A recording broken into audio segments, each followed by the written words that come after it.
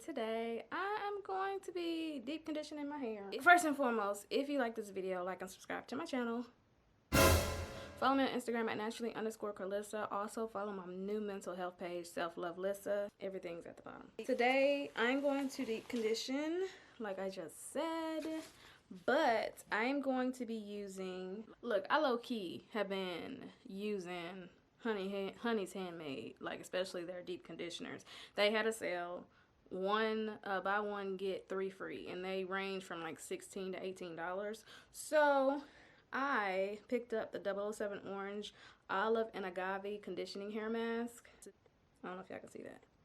It's real bright.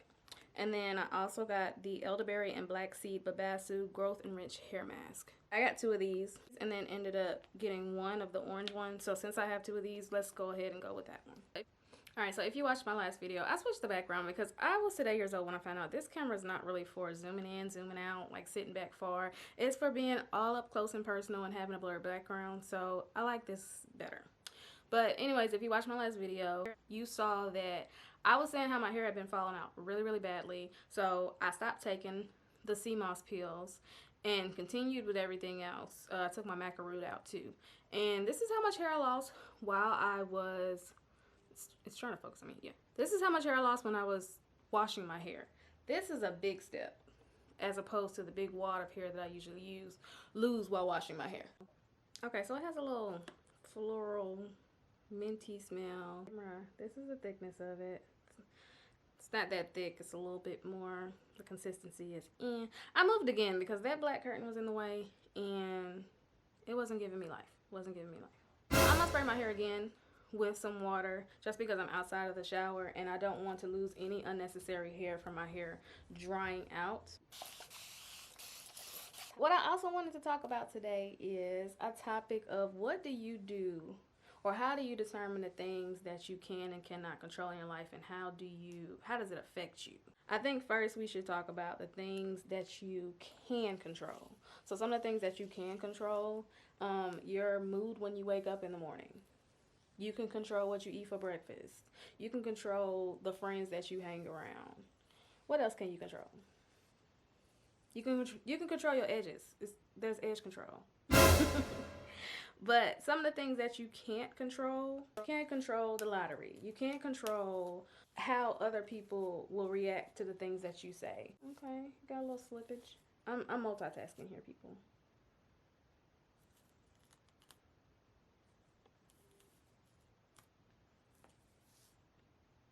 You can't control if somebody will like you. You can't control if you get a flat tire in the morning. So how do you cope with the things that you cannot control? So I'm going to tell you what I do, because everything that I speak about is things that I do. If you do something different, that's great, you know. These are the things that work for me. I used to be the type of person where when something didn't go right, I completely shut down. Like, don't talk to me. Don't tell me that everything's going to be all right. Don't tell me what I should have done because I didn't do it and now we're in this situation. So what are we going to do now? In situations of things that I cannot control, what I like to do is I try to think of everything in a positive mindset. I try to flip everything. When you flip your mind to thinking positive things, you have not only a better outcome, your mood is better, and then you never know, it could flip things for the good. For example, if I'm late for work, or I got to turn back around the house because I left my badge or something, what I do instead of getting upset is think about it in a way like, what if there was going to be an accident on the road and I was going to be involved if I had left at this time? Or what if I was walking into work and I tripped? You know, but because I left at this time, I didn't trip. I don't know. But when I changed my mindset to think about those things, positive things, tripping is not positive, but if you applied for a job and you didn't get it, and it's the one you really wanted and you're upset with yourself and you get depressed, change your mindset to, there's another opportunity that's better out there for me. This job was not for me and it wasn't my time. Those are just a couple of examples. But the next time something goes wrong in your life, I encourage you to try to find a positive spin on whatever you're going through. It's all about your mental. You know, now there are days where I still get depressed and I feel like don't talk to me, nothing you're saying is ever going to be correct. But in those cases, I give myself 24 hours to feel sorry for myself, or less than that, and then get back on my stuff.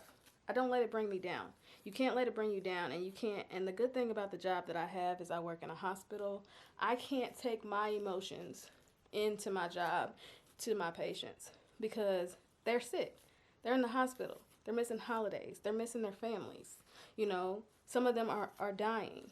And my problems seem so minute once I get to work because you got people that are going through life-changing things. Just try to change your mindset. I challenge you to do that the next time you feel like something isn't going your way. Try to change up how you think about it and see how things work out for you or what better opportunities come for you in the end. I am all done putting this deep conditioner in. I'm not gonna lie, it's been a struggle.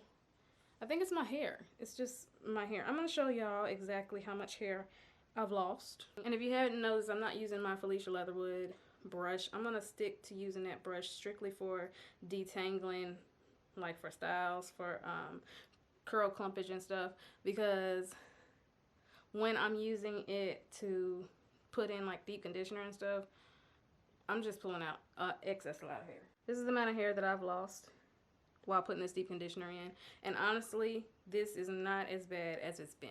So it's working, but my hair is still tangled up. It could also be the fact that I may need a cut. I haven't got a cut since January, but I've never had it be this hard to get product in my hair. So I'm going to let this sit in my hair for about 15 minutes. I'm going to use my steam cap. That's my new favorite bestie. And after that, I am going to show y'all what it looks like with all the product out, and I'm gonna style my hair some type of way. I don't think I'm gonna make a video about that, but I'll probably make an Instagram reel. So I'll see y'all in a second. All right, so this is my hair after all of the deep conditioner is washed out. Got a little curl things going on. My hair doesn't feel really moisturized. I haven't put any leave-in conditioner in it yet. My thoughts: I've had more moisturizing deep conditioners. It's a little basic, but it did what it had to do. I sat under the steam cap for like maybe 30 minutes because I was editing the video as I was sitting under the dryer thing, multitasking again. This is the amount of hair that I lost after combing out the deep conditioner under the water. So in conclusion, I'm gonna be bald-headed. But that's it, guys. I hope you enjoyed this video. I hope you learned something. I hope I didn't bore you too much with my talking. And look out for the reel of how I'm gonna style my hair.